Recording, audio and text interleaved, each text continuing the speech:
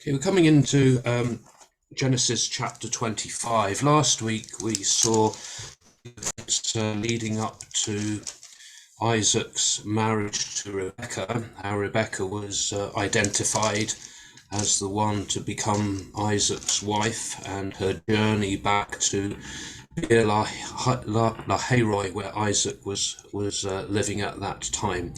In chapter 25, the beginning of the chapter here, we have a few events that are sort of concluding matters, bringing up a few loose ends of various things here at the beginning of the chapter. So chapter 25, verses 1 to 6, we'll read this first.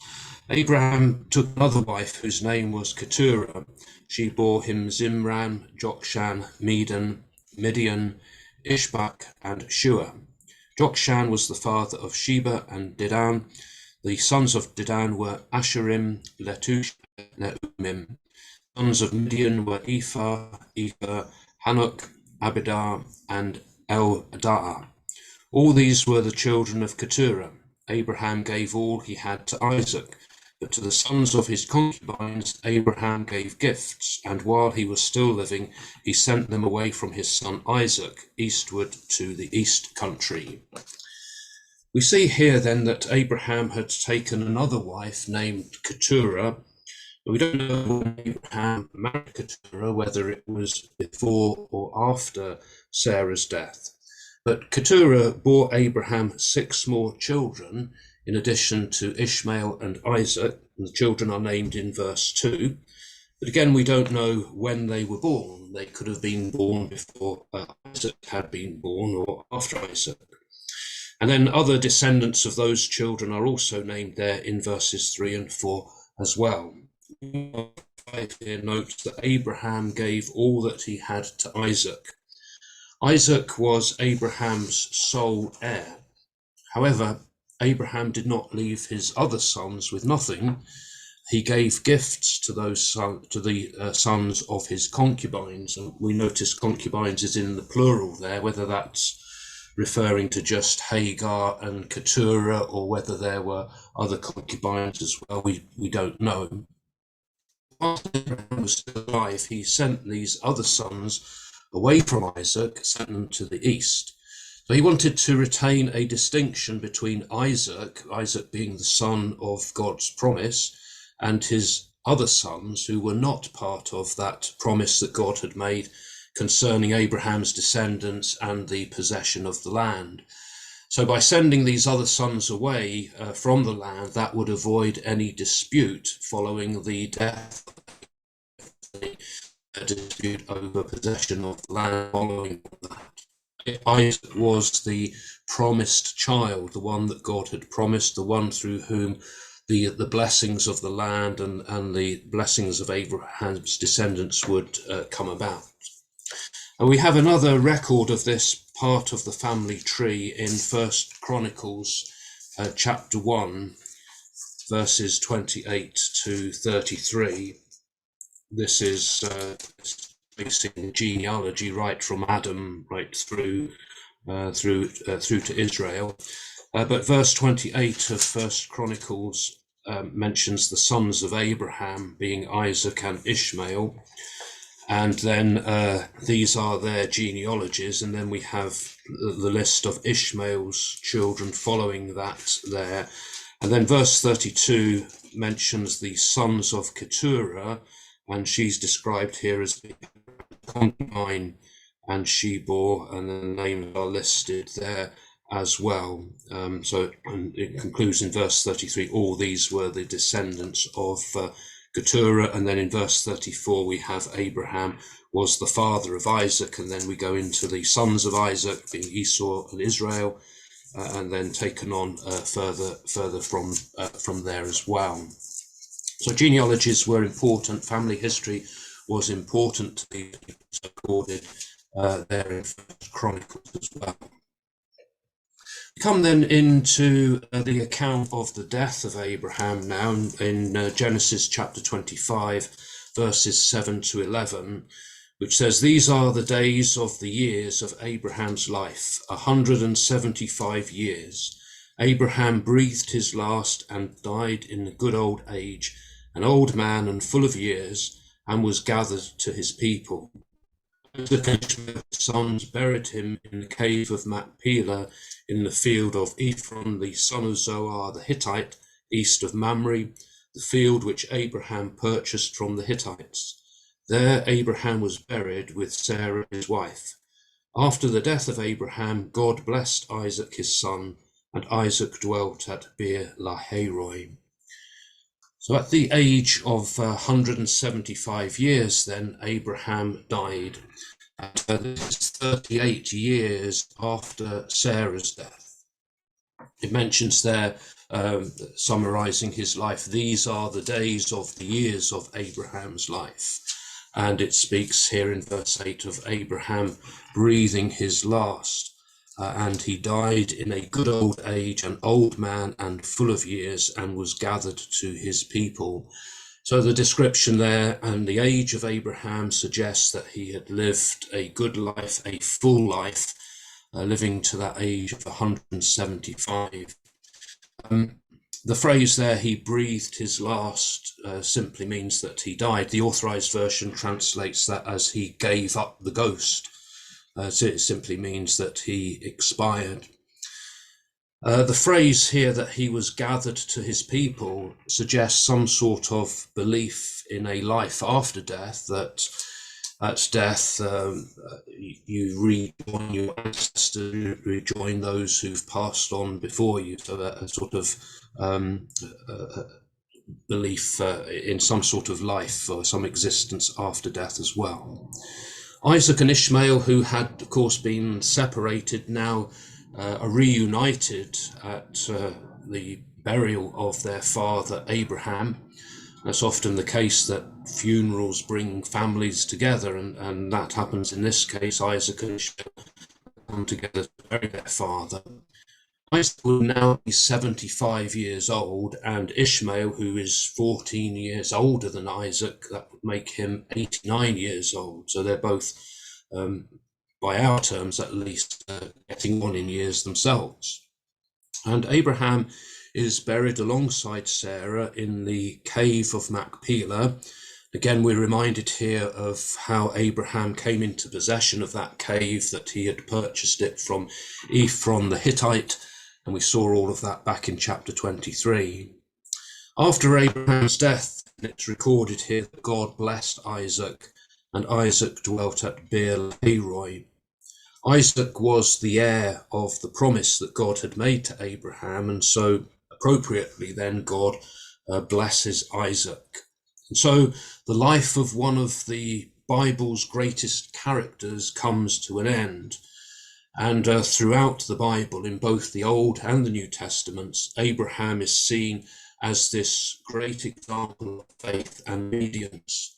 He had this close living relationship with God, and God is very often called the Lord, Yahweh, the God of Abraham, or the God of Abraham, Isaac, and Jacob. There's that association there with him. Abraham is also a number of times called the friend of God. Again, an indication of that relationship that God had and the faith in which Abraham walked. It was with Abraham that God had made the covenant, which would lead eventually to the coming of Christ and the fulfillment of the promises that God had made to Abraham and his descendants. His life of faith is well summed up in the New Testament in Hebrews chapter 11, from verse 8 to verse 19. We'll read this here as a summary of his life of faith. Hebrews chapter 11, from verse 8. By faith, Abraham obeyed when he was called to go out to a place which he was to receive as an inheritance, and he went out not knowing where he was to go. By faith, he sojourned in the land of promise as in a foreign land, living in tents with Isaac and Jacob, heirs with him of the same promise. For he looked forward to the city which has foundations, whose builder and maker is God. By faith, Sarah herself received power to conceive, even when she was past the age, since she considered him faithful who had promised. Therefore, from one man, and him as good as dead, born descendants as many as the stars of heaven, and as the innumerable grains of sand by the seashore. These all died in faith, not having received what was promised, but having seen it and greeted it from afar, and having acknowledged that they were strangers and exiles on the earth. For people who speak thus make it clear that they are seeking a homeland. If they had been thinking of that land from which they had gone out, they would have had opportunity to return. But as it is, they desire a better country, that is a heavenly one. Therefore God is not ashamed to be called their God, for he has prepared for them a city. By faith Abraham, when he was tested, offered up Isaac, and he who had received the promises was ready to offer up his only son, of whom it was said, through Isaac shall your descendants be named. He considered that God was able to raise men even back from the dead, hence, figuratively speaking, he received him back. So we have that wonderful testimony there to the faith of Abraham. Abraham, of course, is central as well to Paul's arguments in Romans and Galatians concerning justification by faith and not by works. And we're told by Paul in Galatians chapter 3 and verse 29 that we can all become Abraham's offspring by our faith, by having the same sort of faith as Abraham had. So physical descent from Abraham is no longer important, but having that same type of faith as Abraham had is. Galatians chapter 3, verse 27 to 29 says this: For as many of you as were baptized into Christ have put on Christ. There is neither Jew nor Greek, there is neither slave nor free, there is neither male nor female, for you are all one in Christ Jesus. And if you are Christ's, then you're Abraham's offspring, heirs according to promise. So if we belong to Christ, then we are, by our faith, offsprings of Abraham and heirs to that promise as well. So Abraham was a remarkable man of faith, and one from whom we can learn many lessons and receive great encouragement ourselves. Moving on here then in chapter 25, just to tie up a few more loose ends here, we have the record of the death of which says, these are the descendants of Ishmael, Abraham's son, whom hated Abraham. These are the names of the sons of Ishmael, named in the order of their birth: Nebaioth, the firstborn of Ishmael, and Kedar, Adbeel, Mishma, Duma, Massa, Hadad, Timar, Jether, Naphish, and Kedemiah. These are the sons of Ishmael, and these are their names, by their villages and by their encampments, 12 princes according to their tribes. These are the years of the life of Ishmael, 137 years. He breathed his last and died, and was gathered to his kindred. They dwelt from Havilah to Shur, which is opposite Egypt, in the direction of Assyria. He settled over against all his people. So we're now given this account of the descendants of Ishmael and the death of Ishmael. Ishmael had 12 sons who are named here in order of their birth, named as 12 princes. Back in chapter 17, verse 20, Abraham had been told by God that God would bless Ishmael. Chapter 17, verse 20, God says, as for Ishmael, this is after God has promised that Sarah would have Isaac, so Abraham is concerned about Ishmael. As for Ishmael, I have heard you, behold, I will bless him and make him fruitful and multiply him exceedingly. He shall be the father of 12 princes, and I will make him a great nation. That was the promise that God had made concerning Ishmael. And now Ishmael died at the age of 137 years. Once again, we have this similar language to that which was used of Abraham. He breathed his last and died, and was gathered to his kindred. God had promised to bless Ishmael, and his long life and his 12 sons really testify to the fulfillment of that promise that God had made to Hagar and to Abraham concerning Ishmael. And we're told here that Ishmael's sons dwelt from Havilah to Shur, which is described as being opposite Egypt in the direction of Assyria. It covers quite a large territory stretching across Sinai and in Arabia and into the eastern side towards Assyria there as well. So moving on from here now, we come into a new section begins concerning Isaac and his family. Read here chapter 25, verses 19 to 26. It says, "These are the descendants of Isaac, Abraham's son. Abraham was the father of Isaac, and Isaac was 40 years old when he took to wife Rebekah, the daughter of Bethuel the Aramean of Padan Aram, the sister of Laban the Aramean. And Isaac prayed to the Lord for his wife because she was barren, and the Lord granted his prayer. And Rebekah his wife conceived. The children struggled together within her, and she said, 'If it is thus, why do I live?' So she went to inquire of the Lord.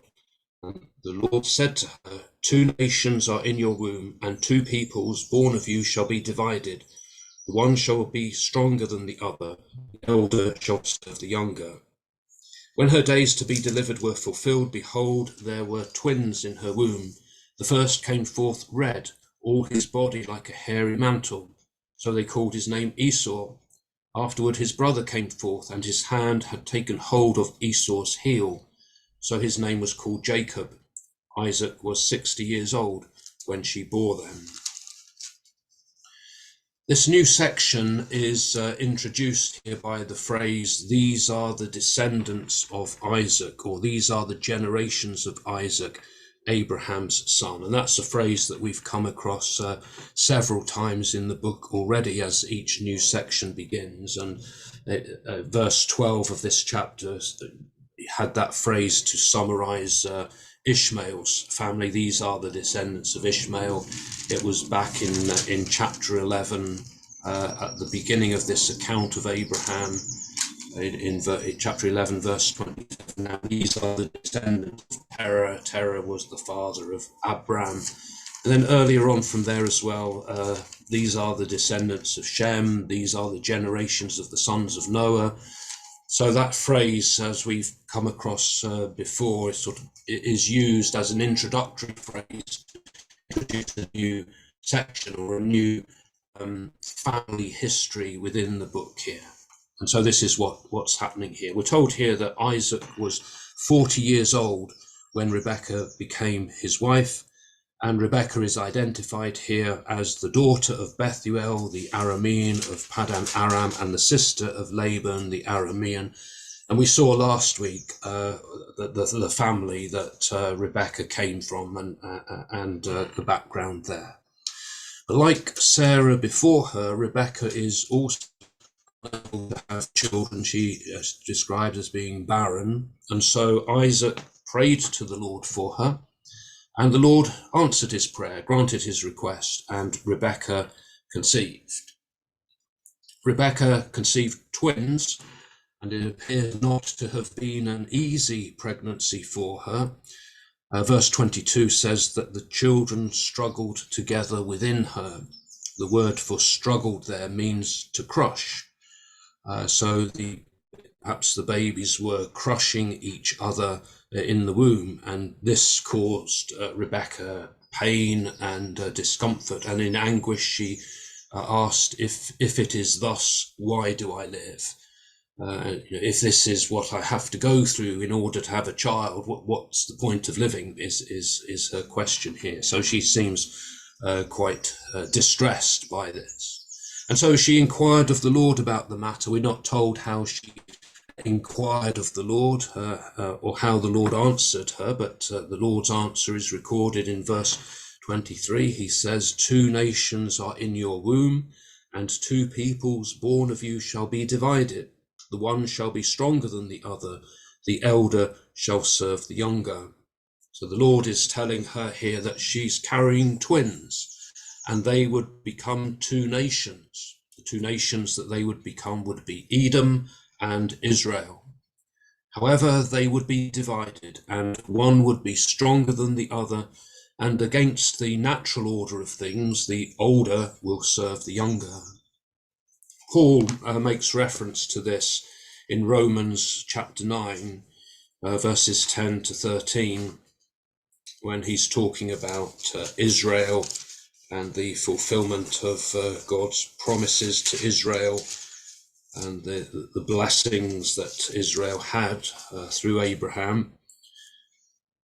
Verse 6 there, he said in Romans chapter 9, he says, "But it is not as though the word of God had failed, for not all who are descended from Israel belong to Israel, and not all are children of Abraham because they are his descendants. But through Isaac shall your descendants be named." This means that it is not the children of the flesh who are the children of God, but the children of the promise are reckoned as descendants. The promise said, "About this time I will return, and Sarah shall have a son." And not only so, but also when Rebekah had conceived children by one man, our forefather Isaac, though they were not yet born and had not been born, in order that God's purpose of election might continue, not because of works, but because of his call, she was told, "The elder will serve the younger," as it is written, "Jacob I loved, but Esau I hated." So Paul is referring there to that incident with Rebekah and God's choice of Jacob as being the one through whom the promise would find its fulfillment. The Lord, in his answer to Rebekah here, gives an indication of the future conflicts that would arise between the twins and the nations, these two nations which would descend from them. When the time came for Rebekah to give birth, the first twin came forth red. We're told that he came forth red, all his body like a hairy mantle. And so he was given the name Esau. The name Esau means hair or hairy. And then when his brother was born, he had taken hold of Esau's heel. And so he was given the name Jacob. The name Jacob means he takes by the heel, or he supplants, indicating one who deceives or tries to trip up someone else. We're told here that Isaac was 60 years old when Rebekah bore the twins. Isaac had married at the age of 40, so he's waited 20 years for the birth of sons. And also Abraham would have still been alive at this point as well. Abraham would have been 160 years old, so it's still 15 years before the death of Abraham when the twins are born. This waiting for the birth of the children must have been a test of Isaac's faith, as it had been for Abraham in waiting for the birth of Isaac. But Isaac must have been aware that he was the child of the promise, and that through him and his descendants, God's blessings would come upon them. So Isaac had to wait patiently for God to accomplish his plans in his own time, and all he could do was to pray about the matter. And God graciously answered his prayer by allowing Rebekah to conceive and give birth to these twins. Reading on now, we see more about the two boys, two twins. Verse 27 to the end of the chapter records this incident concerning the birthright. When the boys grew up, Esau was a skilled hunter, a man of the field, while Jacob was a quiet man dwelling in tents. Isaac loved Esau because he ate of his game, but Rebekah loved Jacob. Once when Jacob was boiling pottage, Esau came in from the field and he was famished. And Esau said to Jacob, "Let me eat some of that red pottage, for I am famished." Therefore his name was called Edom. Jacob said, "First sell me your birthright." Esau said, "I'm about to die. Of what use is a birthright to me?" Jacob said, "Swear to me first." So he swore to him and sold his birthright to Jacob. Then Jacob gave Esau bread and pottage of lentils, and he ate and drank and rose and went away. Thus Esau despised his birthright. The contrasting characters of the two boys became apparent as they grew up. Esau, we're told, was a skillful hunter, a man of the field. So Esau was the outdoor type, and he became his father's favorite because he brought him game which he had hunted. Jacob, though, was of a quieter nature, preferring to stay indoors, we're told, dwelling in tents, and Jacob became his mother's favourite son. An incident which would have long-term repercussions now occurred one day when Jacob was boiling this pottage, this sort of stew of lentils. Esau came in from the field, and as he was hungry or famished, he's described as being famished, Jacob let him eat some of this red pottage that he was cooking. And a note there explains that Esau's description of the meal as being red then led to him being called Edom. Edom is a word that means red, and Esau's descendants would be called the Edomites. So Jacob quickly then seized upon this opportunity to take advantage of Esau, and he said, "First, sell me your birthright, want something in exchange for this meal." The birthright was something that belonged to the firstborn son of the family. It brought certain responsibilities and privileges, including a double share of the inheritance. Something about this from Deuteronomy chapter 21, verses 15 to 17.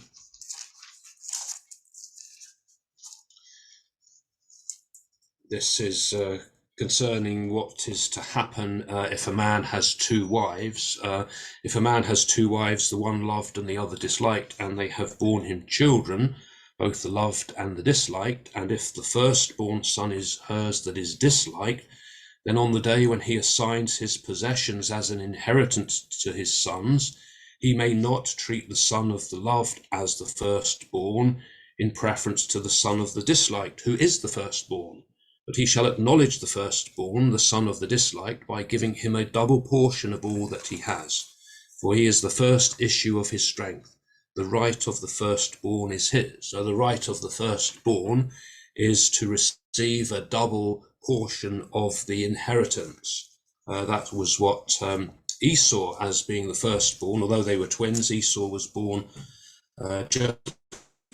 He's the firstborn, and he has that entitlement would have that entitlement to a double portion of the inheritance when that time came about.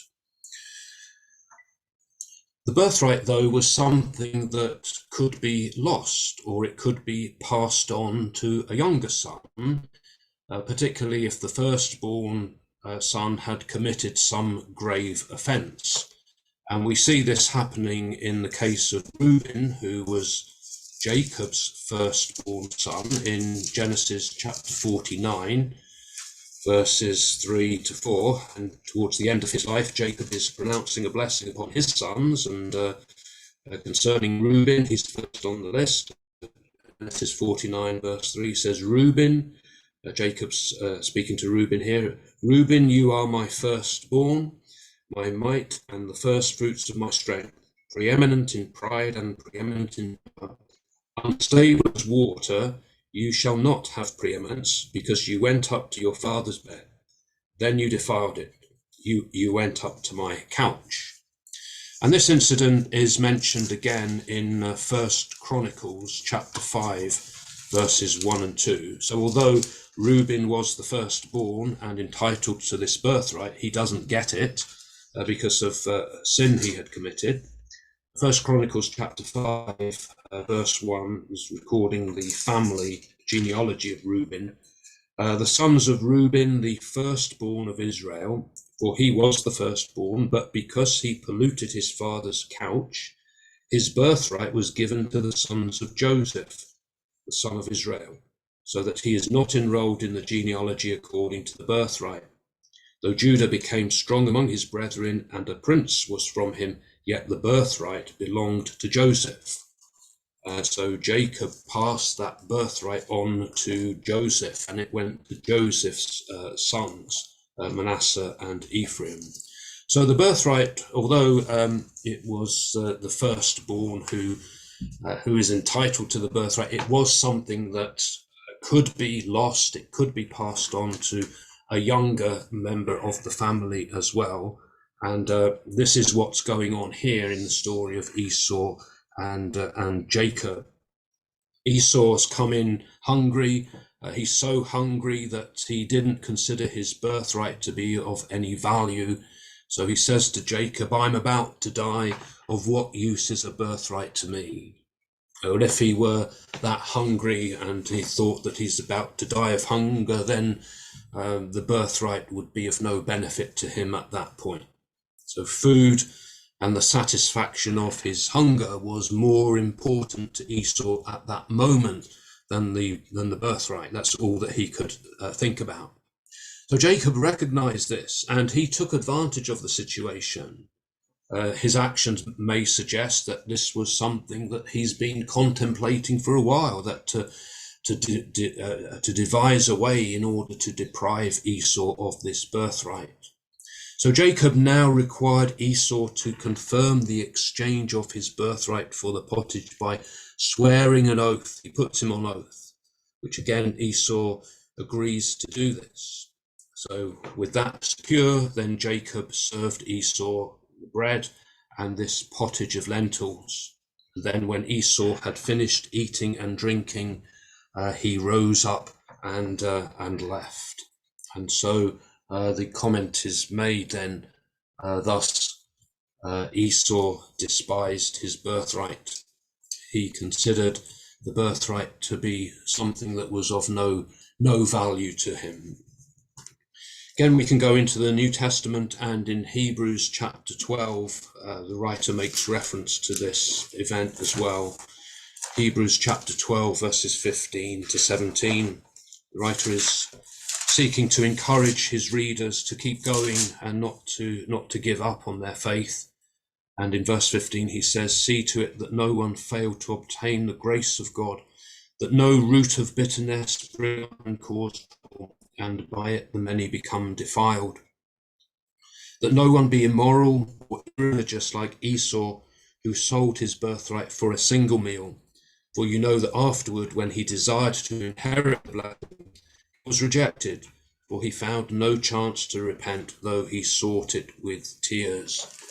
And as we'll see as we go on further with the story, there comes a moment when Esau regrets what he has done here, in this case, the loss of that birthright. But from Esau, we learn the lesson of the importance of prioritizing the long-term benefits and blessings over the immediate and short-term satisfaction of desires. Esau's short-term hunger was satisfied at the cost of the long-term blessing of the birthright. And on the other hand, whilst we would deplore Jacob's manipulative methods, and he lives up to his name here of Jacob the deceiver, Jacob the supplanter, Jacob did have an appreciation of the value of the birthright. His method in obtaining it, though, of course, is wrong. Of Jacob the birthright in his own way, in any case. So there was really no need for Jacob to take matters into his own hand. He just needed to wait patiently for God and to trust in God. So from the chapter we've looked at this evening, there's a few questions that we might think about or consider. When we think about Abraham, we've seen here in this chapter the death of Abraham, the end of his long life. And what is it about the character of Abraham that impresses us most? How do we identify with Abraham and his faith? And then what are the early signs of family problems for Isaac? Because things are going to get a bit difficult for Isaac as we go through the story as well.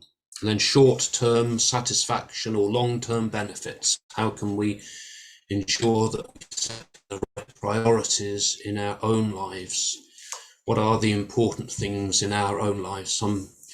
Sometimes we seek that immediate satisfaction of some need, but that can cost us dearly in terms of long-term spiritual benefits as well.